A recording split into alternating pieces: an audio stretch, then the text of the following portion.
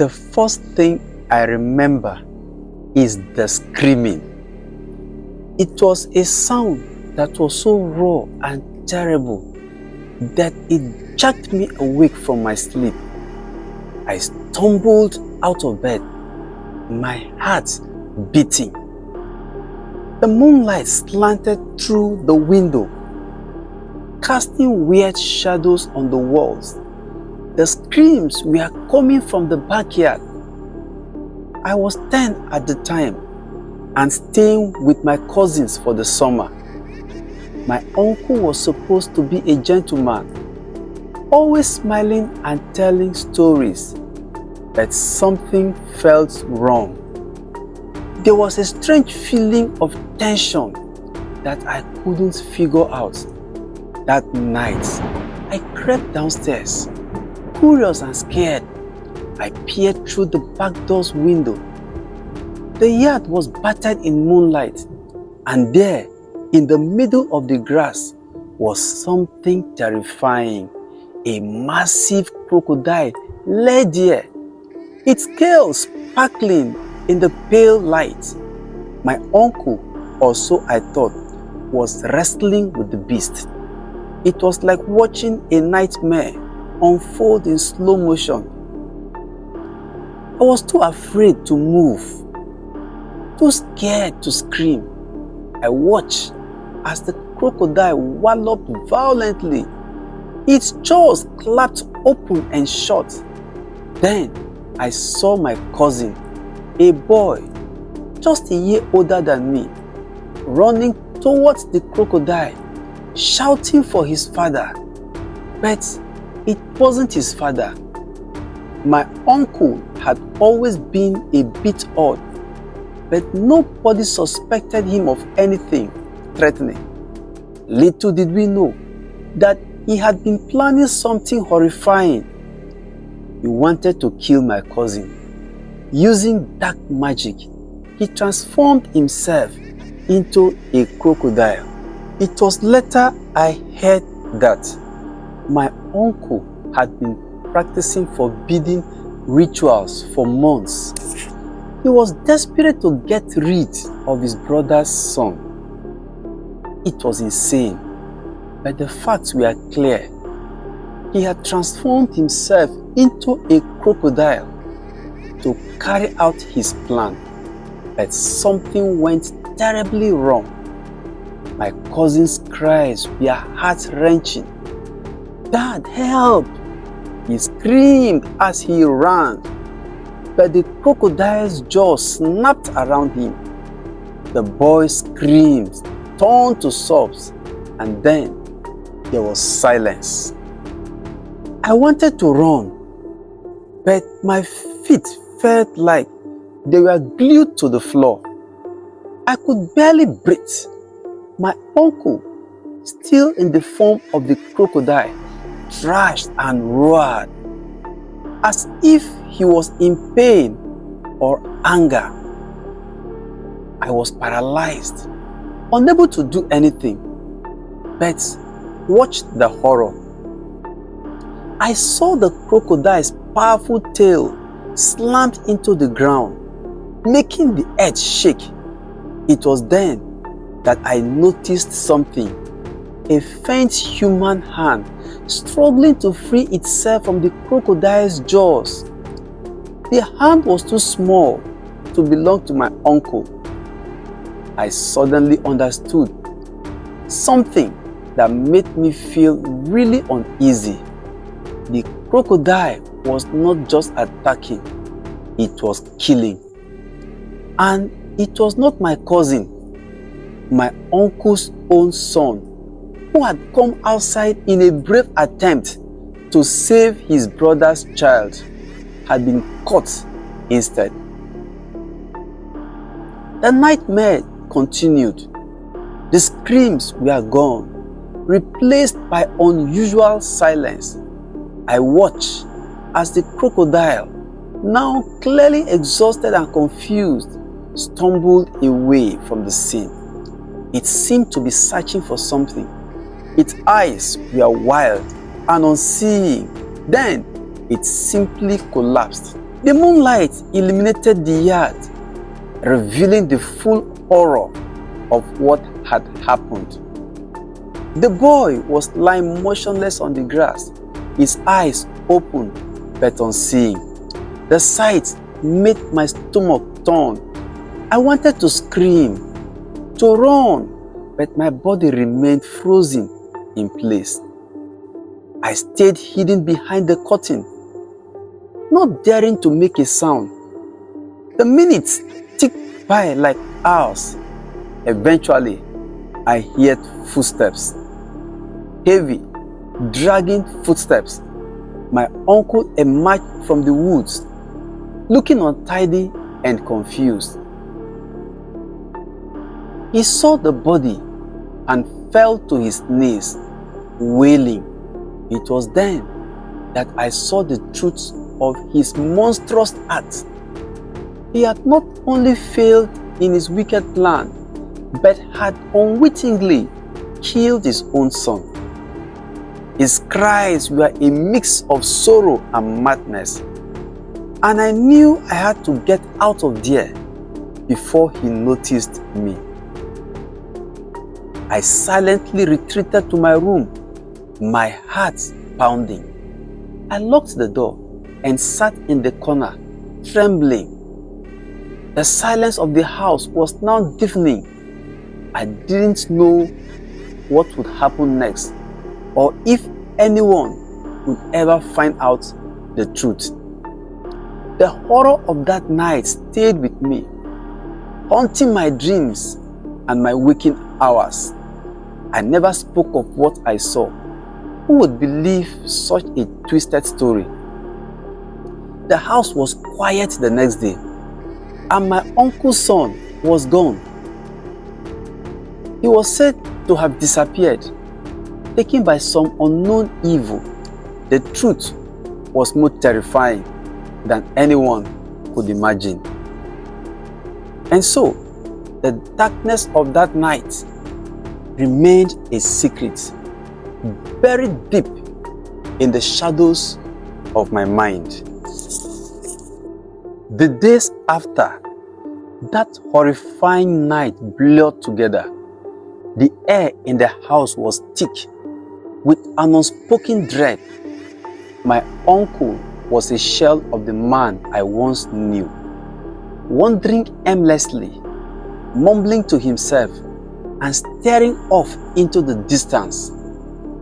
He avoided everyone, even his wife, who was frantic with worry over their missing son.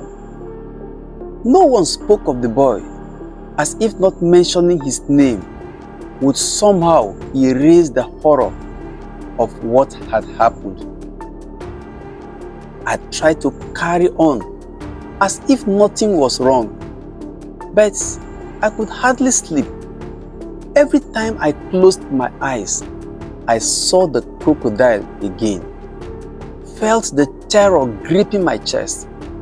I couldn't forget the sight of my cousin's lifeless body, nor the way my uncle had wailed when he realized what he had done. The image of that hand, small and frail, still haunted me, a constant reminder of that terrible night. I began to notice strange things that made my skin crawl. My uncle would disappear for hours at a time, slipping into the woods behind the house. Once, I followed him, keeping a safe distance. He walked as if in a trance, his movements silly and unnatural. I watched as he reached an open space deep in the woods, where he began to dig with his bare hands. The sight of him, filthy and furious, sent shivers down my spine. He was digging a hole, but I couldn't tell what for. Then I saw it, a small tattered piece of fabric sticking out from the earth. It looked like a part of my uncle's favorite shirt. My stomach turned, and I had to fight the urge to vomit. I I didn't want to believe it. But there was no denying the truth. My uncle was burying something, or someone, in that lonely clearing. I ran back to the house, my heart pounding. I did not know what to do, who to tell. Who would believe a 10-year-old story about a man turning into a crocodile and killing his own son? I felt trapped in a nightmare, unable to wake up. That night, the nightmares returned with a vengeance. I dreamed of the crocodile, its eyes glowing in the darkness, shadowing through the house. I could hear its heavy breathing, feel its presence getting closer and closer. When I woke up, drenched in sweat, I could still hear the sound, deep rasping breath, like something was hiding just outside my window. I didn't sleep for the rest of the night. Instead, I sat in bed, hugging my knees, waiting for the dawn. When the first rays of sunlight finally filtered through the curtains, I felt a brief moment of relief, but it didn't last. The next day, my aunt finally called the police. She couldn't stand it any longer. The not knowing, the empty bed in her son's room. They searched the house and the surrounding woods, but they found nothing. My uncle watched them, his eyes hollowed and vacant. He did not say a word. I wanted to speak up, to tell them what I had seen, but fear kept my mouth shut. The memory of that hand, that small pale hand, haunted me. I couldn't shake the feeling that something worse was coming, something even more terrible than what had already happened. Days turned into weeks, and still my cousin was nowhere to be found. The police stopped searching, and people began to whisper about him being taken by something unnatural. The once lively house became a place of silence and shadows. My aunt stopped speaking, retreating into her own world of grief and despair. My uncle continued his strange behavior, disappearing into the woods at odd hours, always returning covered in dirt. One evening, just as the sun was setting, I heard a noise coming from the backyard. It was the same sound I had heard that terrible night, the resulting of leaves, the heavy breathing. My heart raced as I crept downstairs and looked out through the window. There, in the fading light, I saw my uncle standing by the edge of the woods. He was staring at something in the trees, his body tense like a predator, waiting to strike. I stared, trying to see what had caught his attention, and that's when I saw it, a flash of something dark and scaly moving through the underbush. The crocodile was back. I felt a cold wave of terror washed over me as I realized what was happening. My uncle was being drawn to it, lured by whatever dark force had transformed him that night. The crocodile was still out there, waiting for its next victim. And this time, I had no doubt that it would come for me. I backed away from the window, my hands shaking. I had to get out of the house, away from whatever evil was hiding in the woods. But as I turned to run, I heard the door creak open behind me. My uncle was standing in the doorway, his eyes fixed on me. There was something in his gaze that I hadn't seen before. A mix of fear and desperation. He took a step towards me, and I instinctively backed away. "Uncle, please," I whispered, my voice trembling. "What's happening?" But he didn't answer. Instead, he grabbed my arm. His grip painfully tight. His eyes were wild, and for the first time, I saw the true extent of his madness. He was no longer the man I knew. He had become something else, something twisted and broken. He dragged me towards the woods, his breath rough and uneven. I struggled, trying to break free, but his grip was too strong. The closer we got to the trees, the more I could feel the darkness closing around me. It was as if the very air had turned thick and suffocating, pressing down on me from all sides. When we reached the clearing, he finally let go. I stumbled back, my legs weak with fear.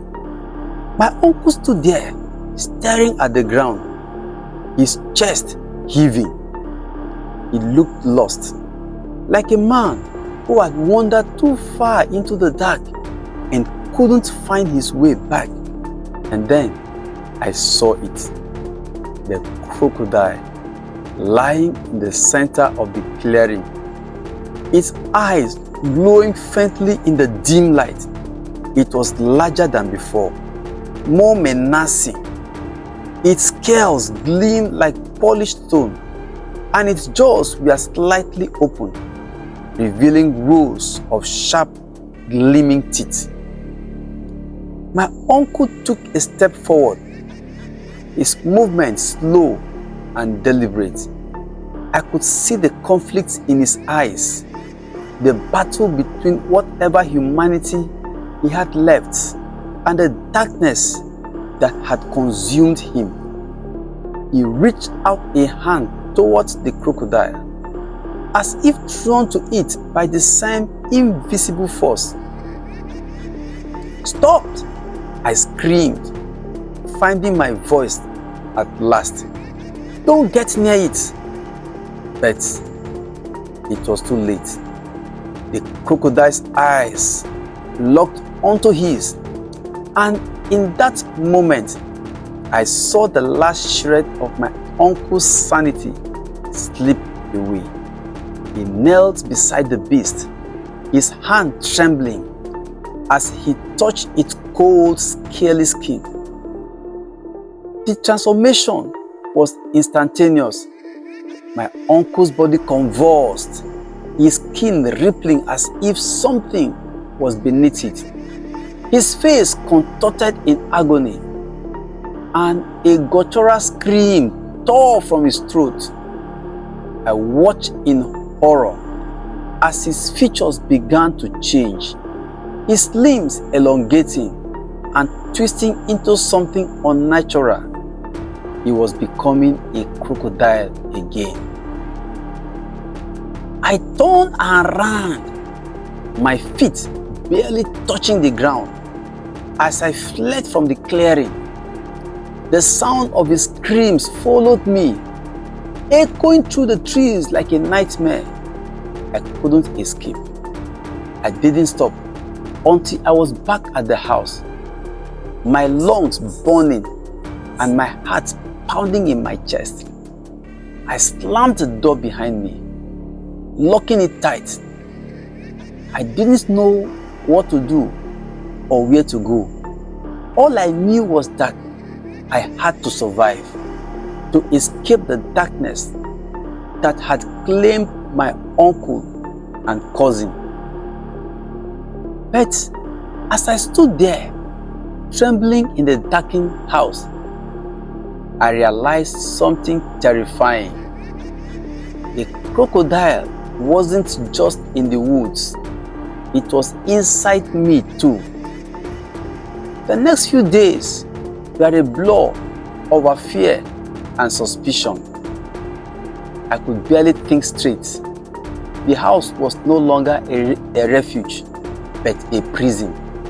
Every time the floorboards creaked or the wind rusted, I felt a wave of panic wash over me. My uncle's disappearance was noticed, of course, but the story was the same. Another family member lost to the unknown. My aunt, already broken by the loss of her son, was now a hollow shell, her eyes empty and lifeless. The police came again, but they didn't find anything, and they never would. I knew I couldn't stay in that house any longer. The darkness that had taken my uncle and cousin was creeping closer, and I could feel it inside me, growing stronger with each passing day. It wasn't just in the woods anymore. It was inside my mind, whispering terrible things, filling my dreams with blood and teeth and death. I had to leave before it was too late. One night, when the moon was hidden behind thick clouds and the air was heavy with the threat of rain, I made my decision. I packed a small bag with the few things I couldn't bear to leave behind. A photograph of my family before everything went wrong. A small wooden carving my uncle had given me when I was younger, and a flashlight. I did not know where I would go, but anywhere had to be better than here. I crept down the stairs, my heart pounding in my chest. The house was quiet, the kind of silence that felt like the calm before a storm. I was almost at the door when I heard a noise behind me. A deep rumbling growl, like the noise a big animal makes.